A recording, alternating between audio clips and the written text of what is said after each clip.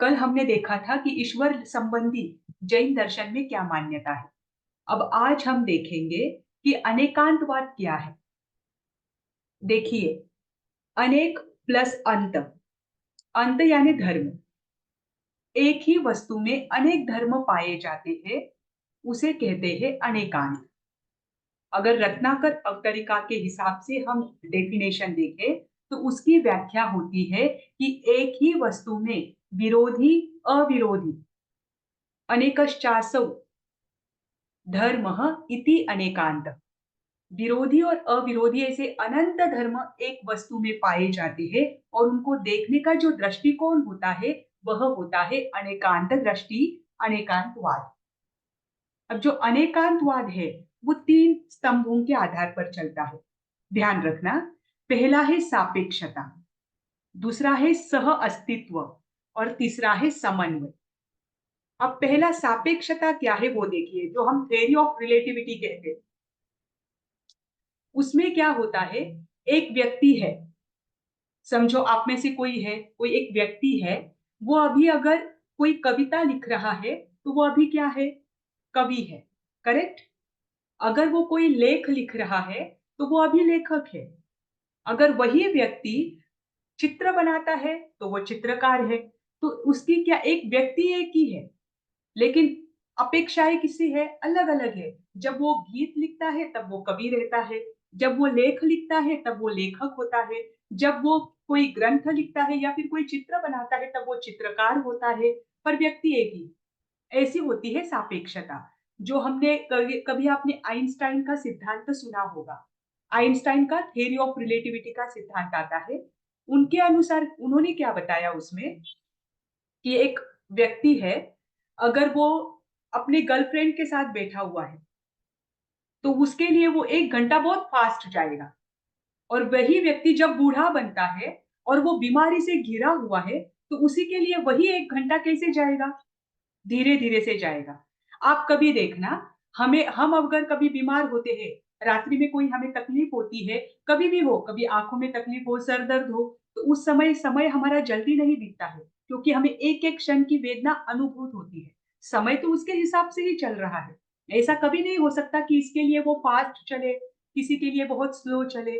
अगर आप आज के लोगों को पूछोगे तो वो बोलेंगे 2023 तो बहुत फास्ट गया, ऐसे आए और ऐसे गए, क्योंकि बहुत आनंद के दिन थे। जब दुख के दिन आते हैं तो वही समय बहुत हमारा धीरे धीरे जाता है। ये सापेक्षता होती है। ये व्यक्ति का देखने का दृष्टिकोण होता है। तो जो अनेकांतवाद का सिद्धांत है, ये तीन स्तंभों के आधार पर है। पहला है सापेक्षता, कि सापेक्षता से एक दृष्टि से ये बात भी सही है, एक दृष्टि से वो बात भी सही है। दूसरा है सह अस्तित्व।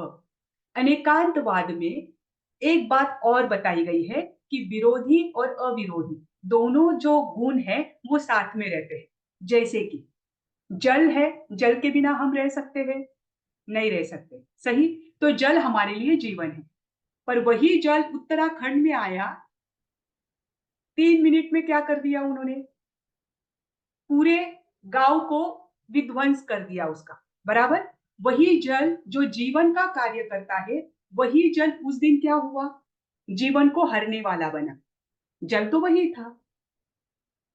तो एक जो दर वस्तु है, उस वस्तु में विरोधी अविरोधी दोनों गुणधर्म होते हैं।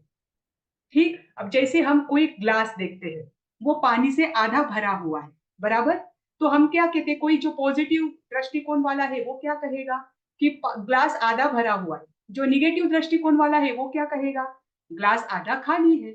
तो भरा हुआ रहना आधा या आधा खाली रहना तो विरोधी धर्म है, पर एक ग्लास में तो हम देखते हैं या नहीं। ऐसे ही सह अस्तित्व प्रत्येक वस्तु में होता है। विरोधी अविरोधी दोनों गुणधर्म उसमें पाए जाते हैं। ठीक।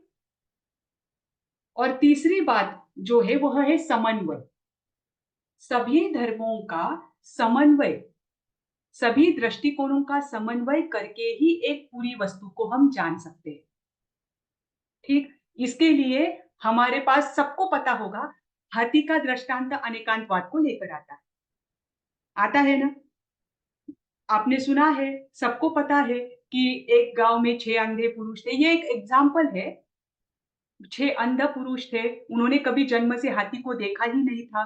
उस गांव में कभी हाथी आया ही नहीं था, और जब हाथी आता है सब उनको आकर कहते हैं कि आपके गांव में क्या आया है, हाथी आया है। अब इनको पता ही नहीं है हाथी क्या होता है, कभी देखा हुआ ही नहीं है और जन्म से अंधे हैं, तो हाथी की आकृति कैसी होती है कोई आइडिया इनको नहीं है। अब ये क्या करते हैं, 6 की 6 व्यक्ति हाथी के पास जाते हैं।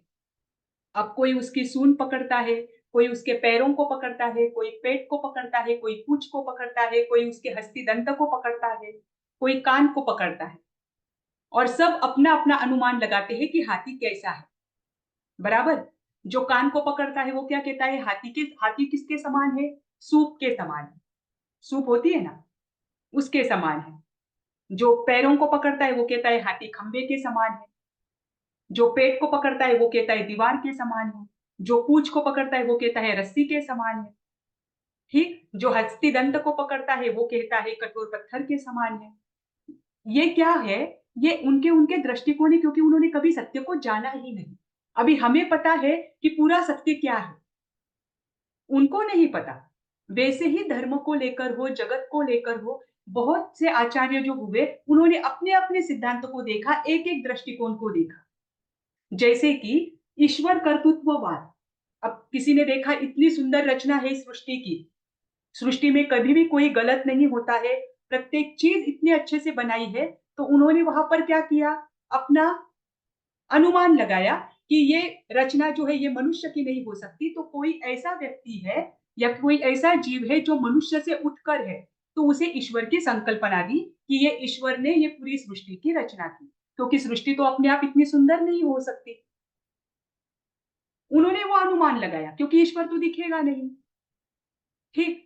जैसे दूसरी है प्रकृतिवाद, जो सांख्य का कल हमने बात वहां पर पूरी की थी। उनका ये कहना था कि आत्मा जो है, दो चीज पूरे विश्व में, पूरे यूनिवर्स में दो चीजें हैं, एक प्रकृति है और एक पुरुष है। पुरुष यानी आत्मा, और जो बुद्धि मन इंद्रिया जो भी मिलता है, बाहर की जो भी चीजें हैं, ये सारी प्रकृति में आती है।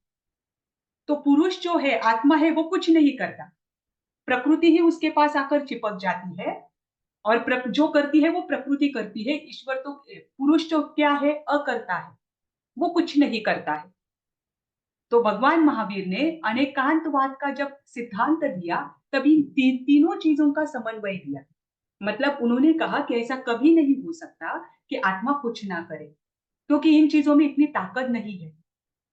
ये समन्वयवाद है कि आप सभी चीजों को एकत्रित करो तो आपको पूरा सत्य दिखेगा। जैसे कि अभी हिमालय पर्वत है, देखिए हिमालय पर्वत है, हिमालय पर्वत बहुत बड़ा है। उस हिमालय पर्वत में जाने के बहुत सारे रास्ते हैं।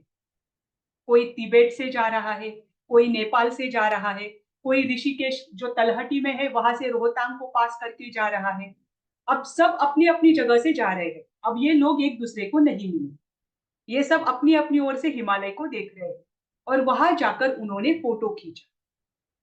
अब फोटो खींचा तो सबका फोटो समान आएगा क्या, नहीं, क्योंकि सब अपने अपने साइड से चढ़े हैं।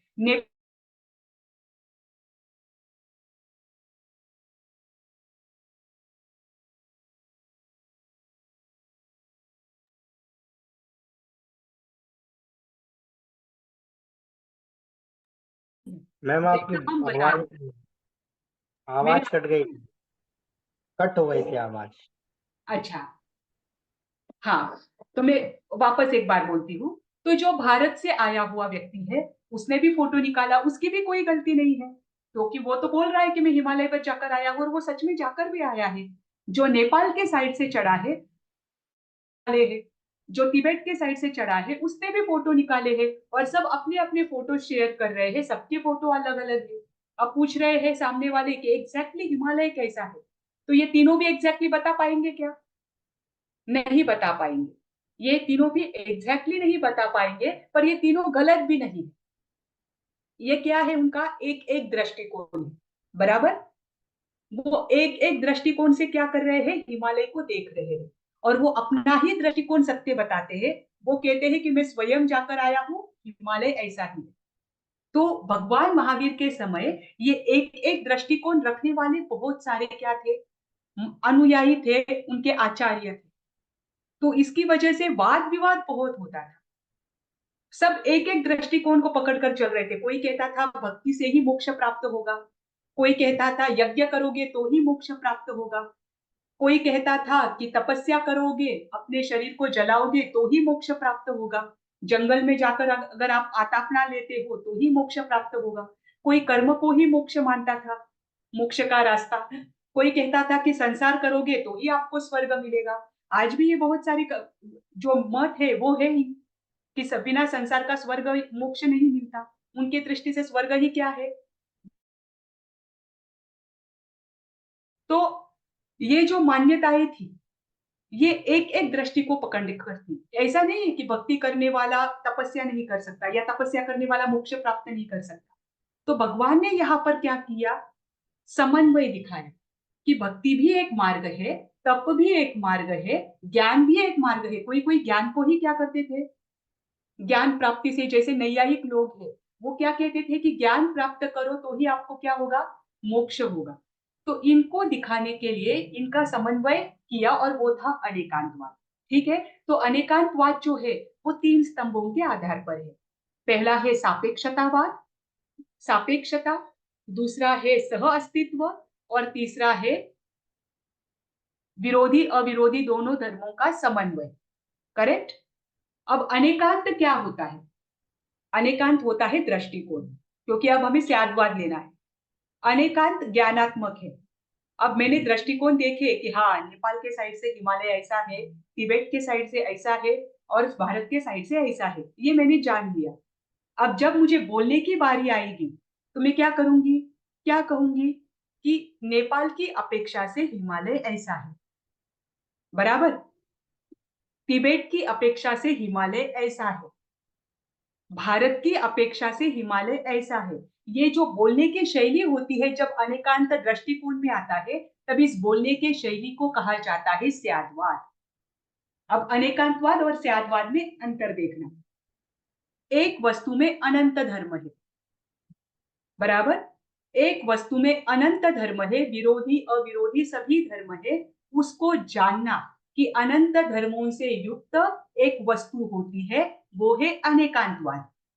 अब अनंत धर्मों को जाना, उसके बाद उसका कथन करना। अब कथन करने में हम अनंत धर्मों को एक्सप्लेन नहीं कर सकते, बराबर, शब्दों की अपनी एक मर्यादा होती है। तो आप शब्द तो लिमिटेड ही यूज करोगे, आप अनंत के अनंत धर्म थोड़ी एक्सप्लेन करोगे। तो उस समय किसी अपेक्षा से ये चीज ऐसी है, ये वस्तु ऐसी है, ये जो कथन करने की शैली है, ये जो वाक्य को एक्सप्रेस करने की शैली है, ये वाक्य जो बोला जाता है वो है स्याद्वाद। ठीक, स्याद का अर्थ ही होता है कथनचित, किसी अपेक्षा से। तो अनेकांतवाद क्या हुआ, ज्ञानात्मक हुआ, जानना यानी ज्ञानात्मक हुआ। और स्याद्वाद क्या हुआ, वचनात्मक हुआ, उसको बोलने की शैली क्या है, स्याद्वाद, बराबर। समझ में आया ये तो डीप में आपके आगे होने ही वाला है, जब आपका पेपर 2 स्टार्ट होगा तब। बस इसके मेन मेन कॉन्सेप्ट आप समझ लो, क्योंकि हमें वाचनाएं भी देखनी है। अब इसमें अनेकांतवाद आपको समझ में आया, स्याद्वाद समझ में आया। अब तीसरा है नयवाद। ये तीनों भी वाद जैन दर्शन की बहुत बड़ी देन पूरे विश्व के लिए, क्योंकि अनेकांत दृष्टि अगर हो तो बहुत सारे जो समस्याएं हैं वो अपने आप सॉल्व हो जाए। ठीक, अब नयवाद क्या है कि अनेकांत में अनेक धर्मों को जाना जाता है, नय में एक ही धर्म को जाना जाता है। पर नय में क्या होता है, एक धर्म को जानते हैं पर बाकी के जो धर्म है उनको अपोज नहीं करते, बस एक ही धर्म को बताया जाता है। जैसे कि पानी में पानी का गुण क्या है, शीतलता, तो नय एक ही गुण धर्म को पकड़ेगा। जैसे आत्मा है, हमारी आत्मा है, ये आत्मा का गुण क्या है, चैतन्य, बराबर। आत्मा कैसा है, परिणामी, परिणामी नित्य है। एक एक गुण को पकड़ना ये नित्य, मतलब नयवाद, और सभी गुणों को पकड़ना ये अनेकांतवाद। ठीक, अब आत्मवाद को लेकर देखिए, आत्मवाद को लेकर भगवान ने कुछ, जैन दर्शन को आत्मवादी भी कहा जाता है, कि आत्मा को लेकर श्रीमन भगवान महावीर ने कुछ संकल्पनाएं दी। उसमें उन्होंने कहा था, वो भी उस समय अपोज करने वाले लोग थे, इसके लिए और डीप में ये समझाया गया है। सबसे पहली चीज भगवान ने कहा कि आत्मा जो है वह चैतन्य स्वरूप, आत्मा का चैतन्य गुण है, उपयोग लक्षण वाला आत्मा होता है। क्यों? क्योंकि उस समय लोकायतिक एक मत था, जिसके आचार्य कौन थे? चारवाक। अब उनका क्या कहना था सुनिए। जो चारवाक नाम के आचार्य थे, उनका यह कहना था कि पंच महाभूतों से शरीर बना है। पंच महाभूत कौन से है? पृथ्वी, पानी, अग्नि, वायु और आकाश। ठीक, उसमें वनस्पति नहीं आता। इन पंच महाभूतों से शरीर बना है, और जैसे ही ये पंच महाभूत एकत्रित होकर इनका शरीर बनता है, उसी के अनुसार उसमें चैतन्य गुण प्रकट होता है। बराबर? क्या हो जाता है? उसमें चैतन्य गुण प्रकट हो जाता है, ये चारवाक ने कहा। अब जैसे ही ये पंच महाभूत विलीन हो जाएंगे, चैतन्य गुण नष्ट हो जाएगा। वो आत्मा को नहीं मानते। उन्होंने उस पर एग्जाम्पल क्या दिया था कि जैसे कि दाख है, द्राक्षा है, द्राक्षा आदि जो पदार्थ है, उनको उनका संयोग किया जाए या फिर उनको भिगोकर 3-4 दिन के लिए रख दिया जाए, तो उसमें कौन सी शक्ति उत्पन्न होती है? मादक शक्ति उत्पन्न होती है। बराबर है ना? मादक शक्ति उत्पन्न होती है और उससे ही मदिरा आदि बनाई जाती है। तो इनको भिगोकर रखने से इनमें शक्ति कहां से आई? अपने आप आई। ऐसा उनका कहना है कि इनको भिगोकर रख दिया, वैसा प्रसंग बना, तो उनमें मादक शक्ति उत्पन्न हुई। वैसे ही पंच महाभूत एकत्रित हुए और उनमें चैतन्य गुण प्रकट हुआ। और जैसे ही पंच महाभूत विलीन हो गए, मतलब ये जीव मर गया, आत्मा भी मर गई, वो चैतन्य गुण भी मर गया। अगर ऐसा हो तो कोई धर्म करेगा? नहीं करेगा। कोई पुण्य करेगा? नहीं करेगा। तो उन्होंने वही कहा कि आप चिंता क्यों करते हो? ऋणम कृत्वा घृतम पिबेत। यही एक जीवन है, यही लास्ट है। किसने पास्ट देखा है और किसने फ्यूचर देखा है? ये तो आत्मा शरीर के साथ ही नष्ट होने वाली है। तो आप क्या करो? ऋण लेकर भी घी पियो, मौज मजे करो। कोई तपस्या आदि करने की जरूरत नहीं है, कोई अच्छे कार्यों में लगने की जरूरत नहीं है, कोई आपको पुण्य से पाप से डरने की कोई आवश्यकता नहीं है। तो इसके क्या हुआ? समाज की नैतिकता बिगड़ने लगी, समाज के लोग बिगड़ने लगे कि ये गलत चीज है। आत्मा कभी नष्ट नहीं होती, इसलिए भगवान ने कहा कि आत्मा कैसी है? शाश्वत है, वह द्रव्य है और वो अमूर्त है, उसमें चैतन्य गुण है। चैतन्य गुण उसके साथ हमेशा रहता है, आत्मा कभी भी नष्ट नहीं होती, और ये सत्य है। ठीक। दूसरी चीज बताई कि आत्मा देह परिणामी है, क्योंकि उस समय के जो लोग हैं, अभी भी कुछ लोग आपके नजर में आएंगे कि उनका कहना क्या होता है। 3 प्रकार के लोग आपको मिलेंगे। पहले जो लोग हैं, वो ये कहेंगे कि आत्मा जो है वो हृदय में होती है और वो ज्योति के समान होती है। ठीक, आपने सुना होगा। तो आत्मा कहाँ रहती है? हृदय में होती है, और वो जो हृदय में रहती है ज्योति के समान, वो ज्योति निकल जाए तो व्यक्ति मर जाता है।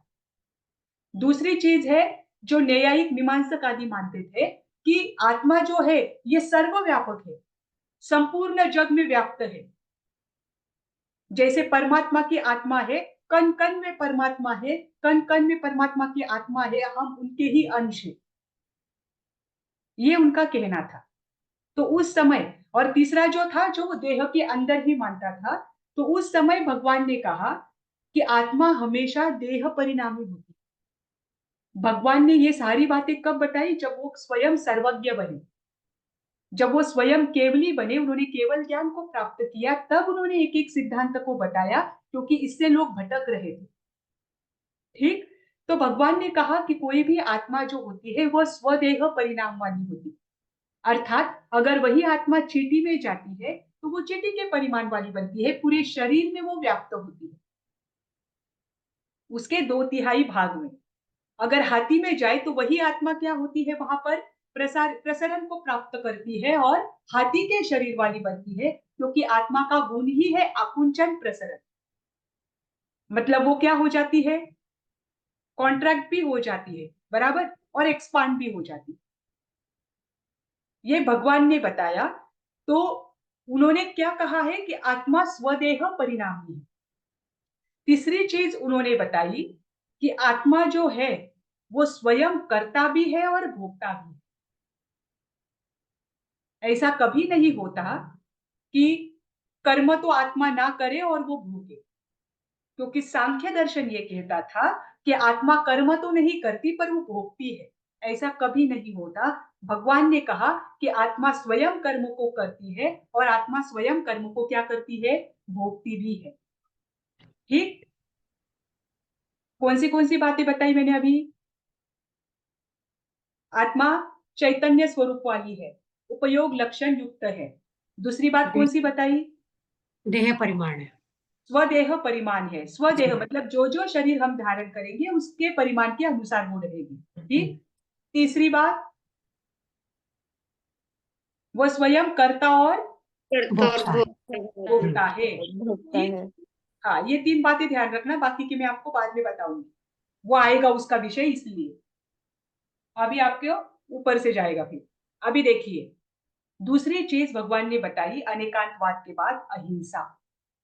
जब तक हमारे दृष्टि में अनेकांतवाद नहीं आता तब तक हम अहिंसा व्रत का पालन नहीं कर सकते। आप सोच लेना, जब तक दृष्टि में, जब तक हमारे विचारों में अनेकांतवाद नहीं आता तब तक हम अहिंसा का पालन नहीं कर सकते। अगर हम घर में हैं और घर में रहकर हम अपनी कोई चीज है, हमारा मत ऐसा है, हम वही कहते हैं कि नहीं यही सही है, हालांकि सामने वाला भी सही हो, पर हम अपने ही मत को लेकर चलते हैं, तो वो अनेकांत नहीं होता, वो एकांत होता है। और इससे क्या होगा, झगड़े होंगे। झगड़े होंगे तो क्या होगा, वापस हिंसा होगी। अब कब मतलब शांति से इसका चिंतन करना। भगवान ने जितना अहिंसा का डीप में वर्णन किया है उतना किसी अन्य दर्शन में नहीं किया। अब इसे लेकर मैं आपको दो दृष्टांत बताती हूँ। पहला है प्रसन्न चंद्र राजर्षि का। करेक्ट। प्रसन्न चंद्र राजर्षि है, राजा थे, उनको वैराग्य की भावना मन में आई, उन्होंने दीक्षा अंगीकार की और बाहर वृक्ष के नीचे वो ध्यान में खड़े। अब जब उन्होंने दीक्षा ली तब वो उनका जो बेटा था वो छोटा था, कुमार अवस्था में था। अब दो व्यक्ति, प्रसन्न चंद्र राजर्षि ध्यान में खड़े हैं, एकदम निश्चल ध्यान में खड़े हैं, उसके उनकी आत्मा का कंपन तक दूसरों को महसूस नहीं हो रहा है, शरीर का कंपन तक, इतने निश्चल ध्यान में वो खड़े हैं। उस समय दो व्यक्ति उनके बाजू से गुजरते हैं। अब वो चर्चा करते हैं कि ऐसा कैसा पिता है कि उनके राज्य पर उन्होंने अपना राज्य किसे दिया, अपने छोटे पुत्र को दिया, वो अभी भी कुमार ही है, छोटा बालक ही है, और इन्होंने क्या कर लिया, संन्यास ले लिया, दीक्षा ले ली। अब तो शत्रु शत्रु जो राजा है उन्होंने क्या कर लिया है, उनके राज्य पर आक्रमण कर लिया है। अब वो छोटा बालक कैसे लड़ाई करेगा, युद्ध करेगा। अब ये बातें प्रसन्न चंद्र राजर्षि के कान पर है। ठीक। तो प्रसन्न चंद्र राजर्षि चले गए भूतकाल में कि उनके शत्रु को वो याद कर रहे हैं। और अब वो क्या कर रहे हैं, अब उनके ध्यान में ये नहीं है कि मैं मुनि हूं। अब उनकी भावनाएं क्या हो रही है, उस शत्रु के प्रति क्रोध बढ़ रहा है। अब वो स्वयं को कहाँ देख रहे हैं, रणभूमि में देख रहे हैं कि मैं उसके साथ युद्ध कर रहा हूं, मैं इस प्रकार से उसे मारूंगा, मैं उस प्रकार से मारूंगा, ये उनकी कल्पनाएं चल रही है। ठीक। अब वो तो ध्यान में ही खड़े हैं, निश्चल खड़े हैं। अब श्रेणिक राजा आते हैं। अब श्रेणिक राजा आते हैं, देखते हैं कि कितने त्यागी मुनि है, कितने निश्चल ध्यान में खड़े हैं। उनके पास वो बहुत देर तक बैठते हैं और उनके पास बहुत देर तक बैठने के पास वो भगवान महावीर के पास जाते हैं। अब भगवान महावीर के पास जाकर बैठते हैं और भगवान को पूछते हैं, भगवान बाहर जो मुनि खड़े हैं प्रसन्न चंद्र राजर्षि, अगर वो इस समय अपनी आयु पूरी करे तो कहा जाए। अब भगवान ने देखा, भगवान ने कहा सैनिक राजा को कि अगर इस समय प्रसन्न चंद्र राजर्षि अपनी आयु पूरी करते हैं तो वो सातवीं नरक में जाएंगे। कहा जाएंगे, सातवीं नरक में। अब श्रेणिक राजा कंफ्यूज हो गए कि वो मुनिराज है, इतने निश्चल ध्यान में खड़े हैं, अगर उनके जैसे व्यक्ति सातवीं नरक में जाएंगे तो हमारे जैसे व्यक्ति कहाँ जाएंगे, हम तो कितना पाप करते हैं। तो वो उनको समाधान नहीं हुआ। थोड़ी देर बाद वो रुके और उन्होंने वापस प्रश्न कर लिया, भगवान इस समय अगर वो प्रसन्न चंद्र राजर्षि अपनी आयु पूरी करे तो वो कहाँ जाएंगे? तो भगवान ने कहा, अगर इस समय वो अपनी आयु पूरी करे तो वो चौथी नरक में जाएंगे। अब तो सैनिक राजा और कंफ्यूज हो गए कि थोड़ी देर पहले भगवान ने तो कहा सातवीं नरक में जाएंगे, अब कह रहे हैं पहली नरक में जाएंगे। थोड़ी देर बाद वापस उन्होंने प्रश्न किया कि अब वो कहाँ जाएंगे, तो भगवान ने कहा कि अब वो पहली नरक में जाएंगे। अब बार बार भगवान का उत्तर बदल रहा है तो ये बार बार प्रश्न पूछ रहे हैं। उन्होंने वापस पूछा कि प्रसन्न चंद्र राजर्षि अगर अभी आयु पूरी करे तो कहाँ जाएंगे, तो भगवान ने कहा अब तो वो नरक में जा ही नहीं सकते, अब तो वो देवगति में ही जाएंगे अगर इस समय आयु पूरी करे तो। अब तो सैनिक राजा और भी कंफ्यूज और वो सोच ही रहे थे कि ऐसा कैसे हो सकता है।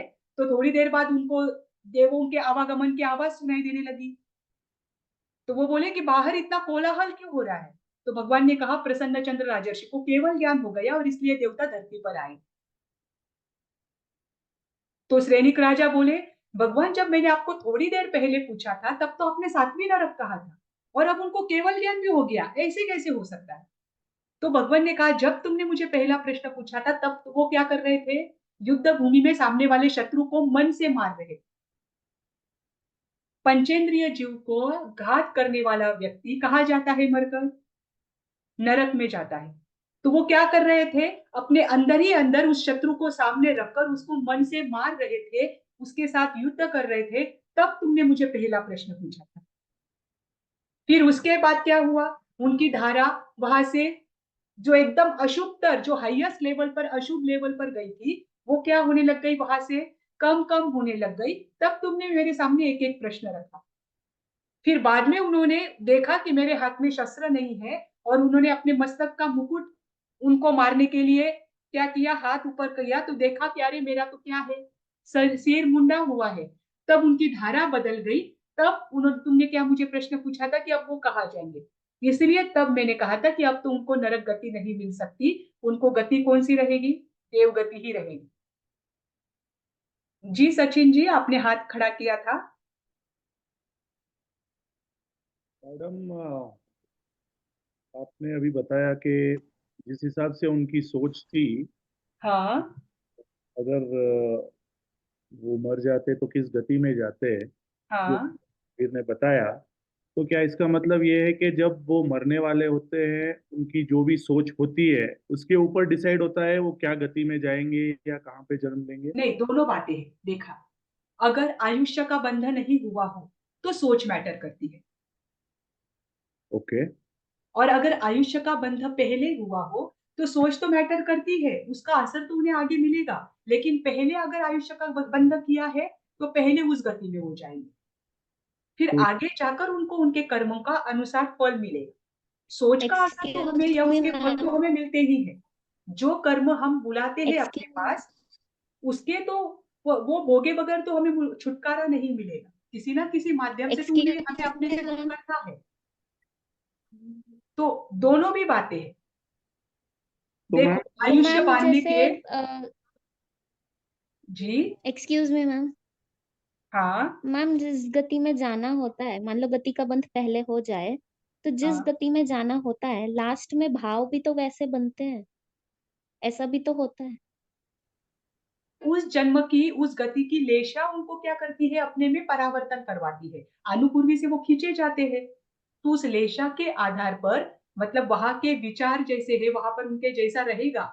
जैसे नरक गति में जाने वाला जीव पहले ही क्रोधी बन जाता है, तिर्यंच गति में जाने वाले जीव को भूख बहुत लगने लगती है, देवगति में जाने वाला जीव अपने आप शांत होता है मरते समय, क्योंकि वहां की स्थिति क्या करती है? उनको वो अनुपूर्वी से खींचे जाते हैं। तो उनके आत्मा के प्रदेश वैसे बनते हैं। इसीलिए अंतर मुहूर्त पहले वहां की जो लेशा उनको मिलने वाली है वो स्वभाव उनका यहीं पर आता है। ठीक। Okay ma'am, thank you. जी। तो ये दोनों भी बातें हैं। देखिए, आयुष्य कर्म का बंध अगर पूरे जीवन में ना किया हो तो ये निश्चित है कि अंतिम समय में तो आपका आयुष्य कर्म का बंध होगा ही। तो उस समय हम जैसे विचार करते हैं, हमारे भाव जैसे रहते हैं, वैसे गति हमें मिलती है। पर मैम, ये आयुष्य का बंध फिक्स टाइम पे नहीं होता है क्या? नहीं नहीं, फिक्स टाइम पर नहीं होता है। ऐसा बताया जाता है कि 2/3 भाग या आधा भाग, जिसके अगर अपने आयुष्य के 3 पार्ट करो तो वो तीनों पार्ट में बांधा जाता है। कभी कभी ये भी कहते हैं कि पक्की के समय भी बांधा जाता है। जिस समय हमारे आयु कर्म को बांधने की इंटेंसिटी हाई होती है ना, उस समय हम आयु कर्म को बांधते हैं। जैसे बाकी के कर्म होते हैं वैसा ही आयु कर्म होता है, बस फर्क इतना है कि आयु कर्म एक ही बार बांधा जाता है, बाकी के कर्म बार बार बांधे जाते हैं। मैम ठीक? जब आयु कर्म का बंध होता है ना, तो मन वचन काया के योग भी एक ही होनी चाहिए ना, परिस्थिति का योग का भी उसमें पार्ट रहेगा ना। हाँ हाँ हाँ, वो तो हर कर्म में रहेगा। मन वचन काया, और वचन और काया ना भी हो, मन का तो रहेगा ही रहेगा। हम जो देखो कर्म ओके। बांधते हैं ना, उसमें 80% कर्म हम मनोयोग से बांधते हैं, ओह बराबर। 20% ही वचन और काय योग है। हाँ मैम, और आपने भावों के ऊपर बताया, तो भावों की तरतमता हर समय बनी रहती है अपनी, मतलब जी। हर की मन विभाव में भी चला जाता है, वापस खींचते हैं अपन, तो उस हाँ, समय कर्मों का बंधन तो हर वक्त होता ही रहता है ना। होता ही रहता है। और जैसे हमारे भावों की तरतमता होती है ना, वैसे ही इंटेंसिटी में हम कर्म बांधते हैं। कर्म ओके भी ओके वैसे ही बनते हैं। अगर उत्कृष्ट भावों के साथ कर्म बांधो तो वो भी उत्कृष्ट रूप के ही रहेंगे। ओके अगर ओके मैम। मध्यम भावों के साथ बांधो। जी कहते हैं कि 7 कर्म बनते ही रहते हैं, आयुष्य कर्म ही एक ऐसा है जो एक बार बनता है, बाकी जी सातों जी, कर्म हम एनी टाइम बांधते ही निरंतर रहते बनते रहते हैं सातों कर्म, हैं। यस यस निरंतर। यस। जी। मैम मैम आपने मैम थैंक यू मैम। नहीं किया कि which part of the life आयु बंद होता है आप? हाँ देखिए, उसको लेकर ना अलग अलग मान्यताएं हैं। कोई कोई ये मानता है कि अपना आयु जो जितना है उसको 3 हिस्से में बांटो। हमें नहीं पता होता है, ये जो निमित्त विशिष्ट ज्ञानी होते हैं उनको पता होता है। समझो एक व्यक्ति की आयु है 90 साल, उसको अगर 3 पार्ट में बांटो तो कैसे कैसे होंगे? एक 30 वर्ष की आयु, एक 60 वर्ष की आयु में, और एक 90 वर्ष की, जो अंतिम समय है। इन तीनों पार्ट में कभी भी बंद हो सकता है। कहीं कहीं पर यह भी आया है कि जो पक्षी आदि पर्व होते हैं, उन पर्वों में अगर हमारे मन ज्यादातर उत्तेजित हो जाए तो ज्यादा उत्तेजना के कारण ही पक्षी आदि पर्वों में हम क्या कर सकते हैं? इन आयु कर्मों को बांध सकते हैं, जो आयु कर्म है उसको। और जब हम पूरे जीवन में भी आयु कर्म को नहीं बांधते हैं तो ये निश्चित है कि अंतिम समय में तो हम आयु कर्म को बांधेंगे ही बांधेंगे, क्योंकि उसके बगैर हम नेक्स्ट आयु तो हमें प्राप्त नहीं होगी। तो मैम मैम फिर वो क्या कहते हैं कि 2/3 पार्ट बीत जाए उसके बाद आयु कर्म बनता है। हाँ, ये भी एक मान्यता है कि 2/3 बीत जाए, मतलब कब? 60 वर्ष के आगे। पर ये मान्यताएं है, सबसे ज्यादा महत्वपूर्ण ये बात है कि जब हमारी इंटेंसिटी बहुत हाई होगी आयुष्य को लेकर, उस समय हम आयु कर्म बांधते हैं, क्योंकि आयु कर्म भी एक ही बार बंधा जाता तो मैम मैम भव के ही हेलो बांध सकते हैं, आगे के कोई भी भव के आयुष बांध सकते हैं? है। मतलब आगे के कोई भी भव की नहीं, अगले ही भव की बांधी जा सकती है, उसके ये आगे बात की नहीं। कर लिया। एक ही भव की आयु बांध सकते हैं हम, ओके, पर उसके अपने मैम भव आगे की तो मानिए अगले जन्म में बांधी जाएगी। पर अपने मैम भाव मानिए कि किसी ने तिर्यंच गति की आयु बांध रखी है और एंड समय में उसके वैसे ही भाव हो रहे हैं और उसको हाँ समझ रहा है कि मेरे भाव थोड़े गलत हुए या नीचे चले गए, तो वो हाँ। पुरुषार्थ करके मान लो उन भावों की दिशा बदल जाए तो भी हम्म, उसकी गति तो बदलेगी नहीं। नहीं। तो एक विचारों बार का गति क्या इफेक्ट। नहीं, गति नहीं बदलेगी, पर ये पुरुषार्थ उसके साथ रहेगा। देखो एक बात ध्यान रखना, इस जन्म में जो हम ज्ञान प्राप्त करते हैं, इस जन्म में जो हमारे संस्कार होते हैं, वो अगले 3 जन्मों तक हमारे साथ होते हैं। ठीक? अब उस जीव ने एक बार के लिए तिर्यंच गति का बंध किया, करेक्ट? अब तिर्यंच गति का उसने पहले बंध किया है, तो तिर्यंच गति में तो उसे जाना पड़ेगा। पर इतना है कि उसके भाव अगर सुधर रहे हैं तो तिर्यंच गति में भी उसे कहीं ना कहीं बोध प्राप्ति के बहुत चांसेस रहेंगे, और वहां से वो अपना भाव सुधार सकेगा। जैसे कि मैं एग्जांपल बताती हूँ, श्रेणिक राजा का जीव है, श्री कृष्ण राजा का जीव है। श्रेणिक राजा के जीव ने जब गर्भ में एक हिरणी थी, उसके गर्भ में भी क्या था? जीव था। उस हिरणी का क्या किया था उसने?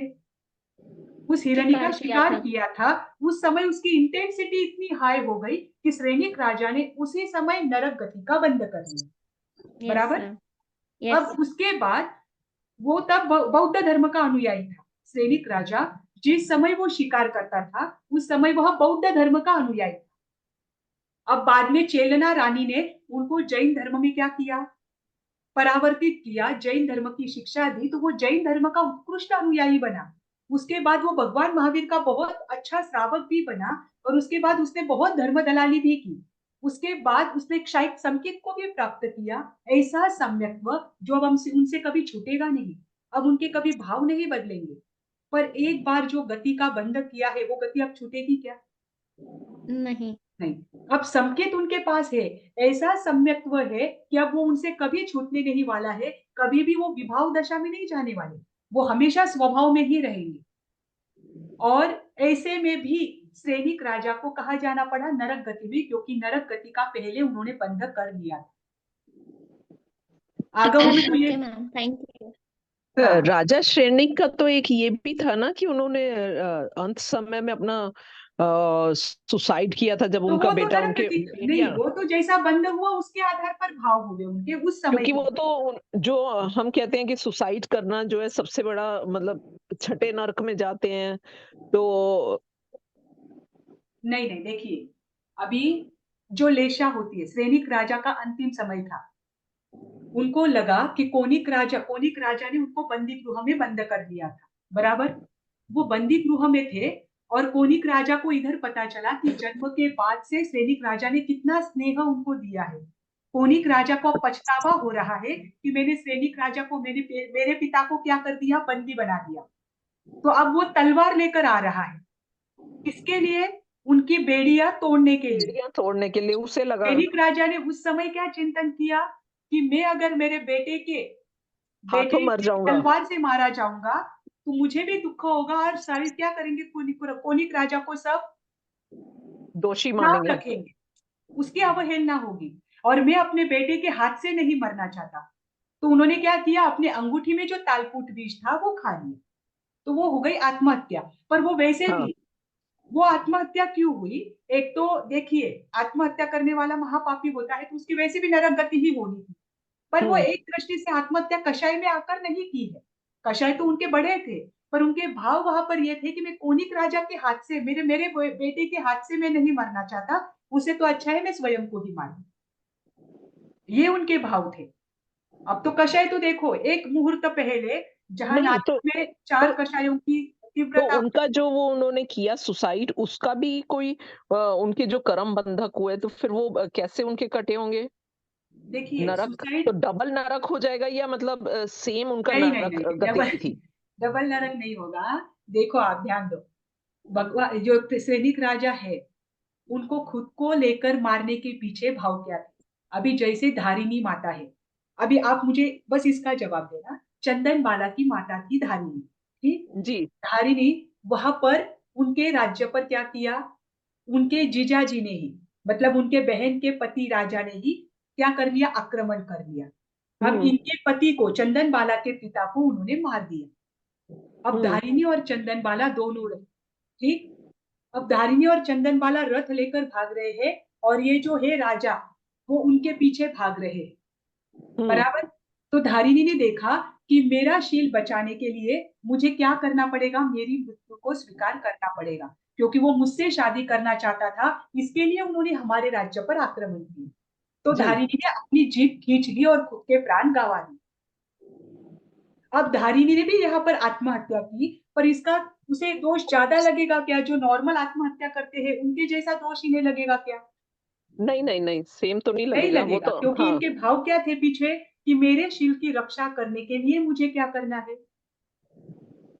कि मरना सुसाइड है। करना क्योंकि है अगर मैं अपने शील को नहीं बचाऊंगी तो इसके ये क्या करेंगे, मेरे साथ जबरदस्ती शादी कर लेंगे, क्योंकि अब मैं अकेली बची हूँ। चंदन बाला भी तब छोटी थी, धारिणी के सामने पर्याय नहीं रहा और उन्होंने अपने आयु को समाप्त कर लिया। अब सैनिक राजा है, सैनिक राजा ने देखा कि कोनिक राजा आकर क्या करेगा, मुझे मारेगा। लोग कोनिक राजा को नाम रखेंगे कि पिता की हत्या कर दी, और मैं अपने पुत्र के हाथ से नहीं मरना चाहता। तो इसलिए सैनिक ने क्या किया, वहां पर विष ग्रहण कर लिया। उनके कषाय उत्कृष्ट नहीं थे, उनके भाव क्या थे कि मैं अपने पुत्र के हिसाब से या अपने पुत्र के हाथों से नहीं मरना चाहता, उसे भी लोग क्या करेंगे, उपालंब देंगे।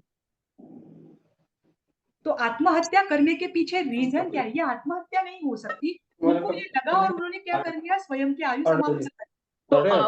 तो अब जैसे Okay. राजा श्रेणी को फिर लेकिन वो थे तो जीव अच्छे, तो अब उनका मोक्ष कब होगा? तो राजा श्रेणिक ये तीर्थंकर बनने वाले हैं ना, हाँ मैम या तो कषाय तीर्थंकर की बनने बंद वाले हैं, का तीर्थंकर नाम कर्म का बंध किया है उन्होंने। हाँ, तो वो तो मैम आयुष्य भी फिक्स रहती है ना, उसके बीच में उन्होंने अपने आप को मार लिया, तो उनकी आयुष्य उतनी ही थी फिर कि हाँ, उनकी। देखिए ऐसा नहीं हो सकता। देखो अभी मनुष्य है, मनुष्य की आयु 100 वर्ष की है, 100 वर्ष की है, पर अकाल में उन्होंने शस्त्र से खुद को मार लिया। समझो वो तब थे, जब उन्होंने खुद को मार लिया तब थे वो 80 वर्ष की, बराबर। तो वो जो बराबर। लास्ट वाला पीरियड होता है ना, हाँ उसमें मैम। 20 साल की सारी वेदनाएं वो सहन कर लेते हैं और खींच लेते हैं।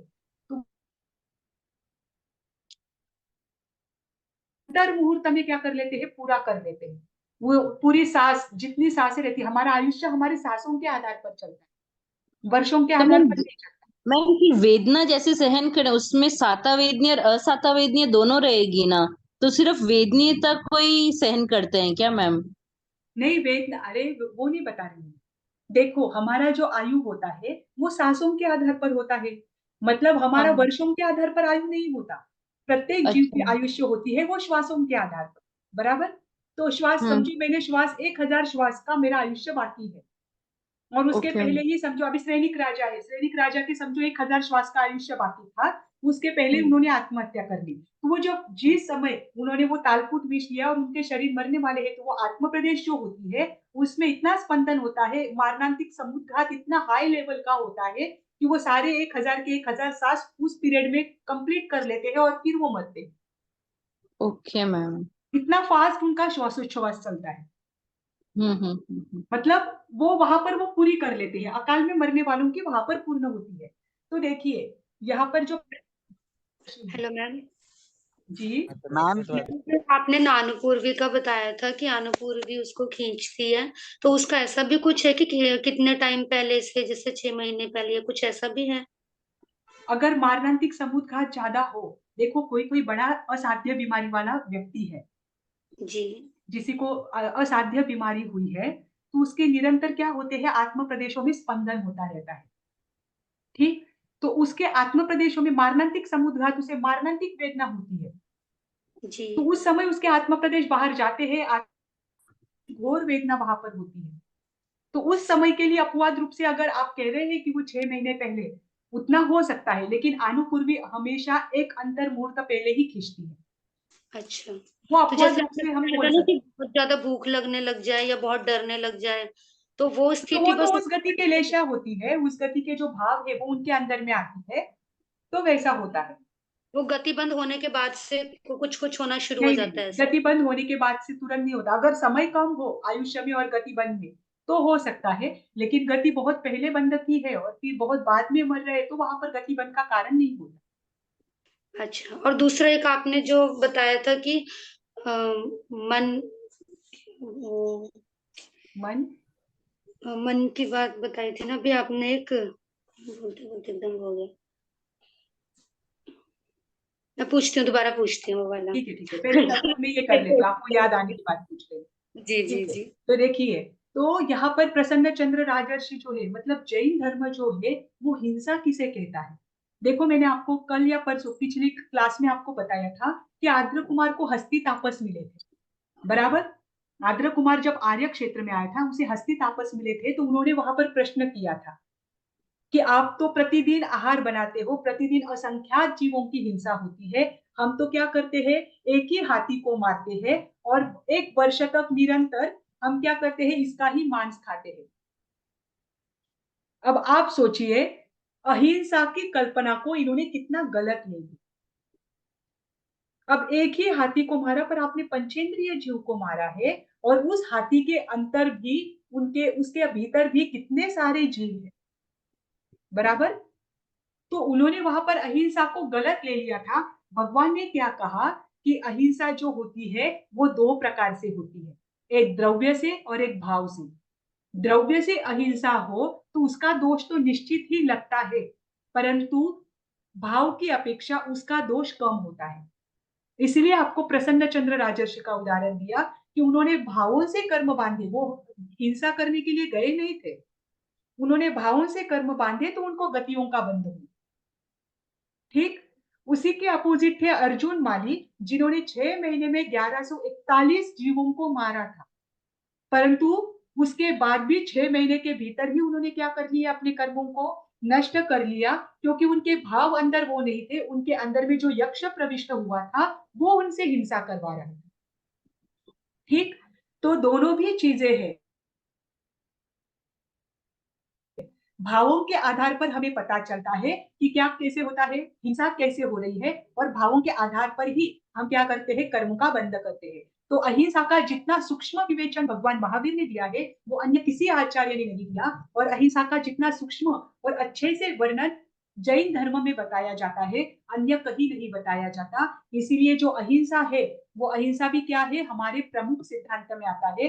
और यहाँ पर जो वाक्य दिया है अहिंसा परमो धर्म, ये अपना नहीं है, ये ध्यान रखना, ये जो वाक्य है वो महाभारत पर्व से लिया गया है, जो महाभारत है उस पर्व से लिया गया है। उन्होंने भी वहां पर ये बात कही थी कि अहिंसा ये क्या है, परम धर्म है, पर उनकी अहिंसा कैसी थी, स्थूल रूप से थी।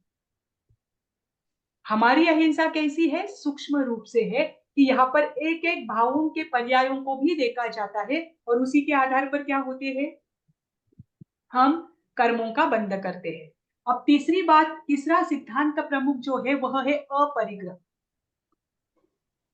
जब तक परिग्रह है तब तक अहिंसा का पालन नहीं हो सकता। परिग्रह का अर्थ होता है किसी भी वस्तु या व्यक्ति के प्रति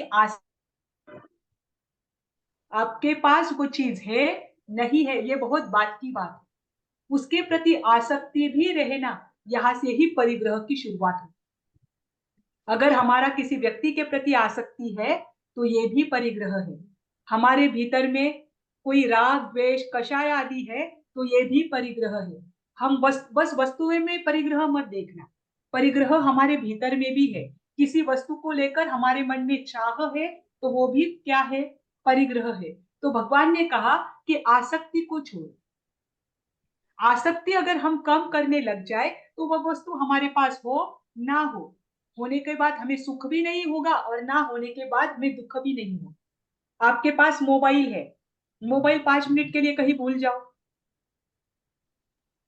हमारा मन कितना बेचैन होता है। घर में व्यक्ति रहे ना रहे पर मोबाइल हमारे पास होना जरूरी है। अगर हम सब किसी को कहे कि एक दिन के लिए मोबाइल के पास देखना ही नहीं, छोड़ दो उस मोबाइल, छोड़ पाएंगे हम आहार छोड़ सकते हैं, तपश्चर्या कर सकते हैं, हम तपश्चर्या करते हैं उस समय हम क्या करते हैं, टीवी आदि देखते हैं, मोबाइल में टाइम पास करते हैं कि चलो।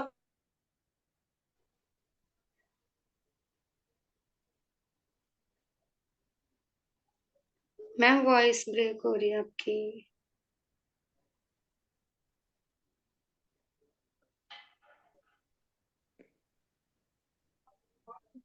अब आ रही है ना? जी यस मैम आ रही है। अच्छा, 7:55 तक लेना है, ठीक है।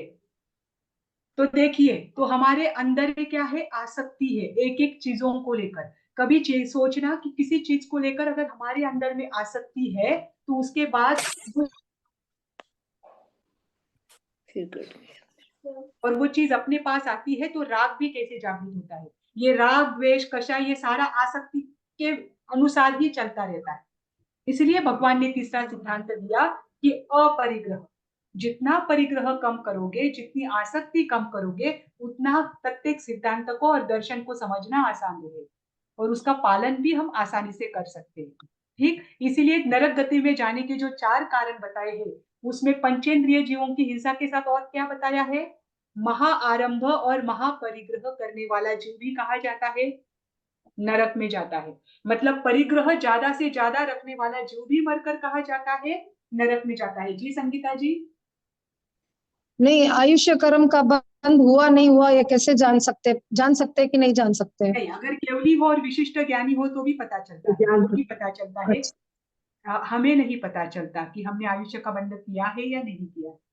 मैम आपने कहा श्वास से पूरा कैलकुलेशन होता है, फिर अपन ऐसे क्यों कहते हैं कि इतने कोटाकोटी सागरोपन की आयुष्य बांधी, फिर वो वैसे क्यों आता है? उसको श्वास में ही एक्सप्लेन करना चाहिए ना मैम फिर। नहीं, सांस में हम एक्सप्लेन नहीं कर सकते। आप सोचिए 1 मिनट के भीतर में हम कितनी सांसें लेते हैं, तो आप सांसों को कैसे निकालोगे? एक दिन में ही हमारी इतनी सारी सांसें होती है, तो हमारी 100 वर्ष में कितनी सांसें होगी? 84 लाख पूर्व आयु ही काउंट करना मुश्किल है, उसमें आप सांसें कैसे दोगे? ये जो 84 लाख पूर्व आयु है, ये किस आधार पर बताई है? देखिए, पहले आर्य में जो जीव होते हैं, उनकी सांस की गति धीमी होती है, वो फास्ट सांस नहीं लेते। श्वास लेने की अवधि उनकी ज्यादा होती है बीच में, एक और दूसरे श्वास के भीतर में, बराबर? इसलिए उनकी आयु का प्रमाण ज्यादा होता है। तो एक जनरल प्रमाण उन्होंने बताया है कि इतने वर्षों तक वहां पर क्या होती है, उनकी सांसें पूर्ण हो सकती है, क्योंकि उसमें पहले आर्य, दूसरे आर्य में और तीसरे आर्य के जो जीव है, उनमें अकाल में तो मृत्यु होती नहीं है। अकर्म भूमि के जो जीव होते हैं, उनमें अकाल में मृत्यु नहीं होती है, उनकी जो फिक्स वर्ष का आयु आता है। इसके लिए ये संकल्पना दी है। एक्चुअली 84 लाख पूर्व भी हम काउंट नहीं कर सकते। मैम आपने क्या बोला उसके बाद? आपकी वॉइस रुक गई थी। उनकी मृत्यु नहीं होती पहले दूसरे आर्य के जीवों की, उसके बाद आपने क्या बात कही? देखो, पहले दूसरे तीसरे आर्य के जो जीव है, उन जीवों की अकाल में मृत्यु नहीं होती, अकाल मृत्यु नहीं होती। तो उनकी जो सांसें है, सांसें ले, अब देखिए, तो पहले दूसरे और तीसरे आर्य के जो जीव है, उसमें कषाय भी नहीं होती। कषाय की वजह से क्या होती है, हमारी सांसें फास्ट होती है, बराबर? अब कषाय नहीं होती है, तो उनकी सांस की जो स्पीड है, वो सेम ही रहेगी पहले आर्य की अपेक्षा।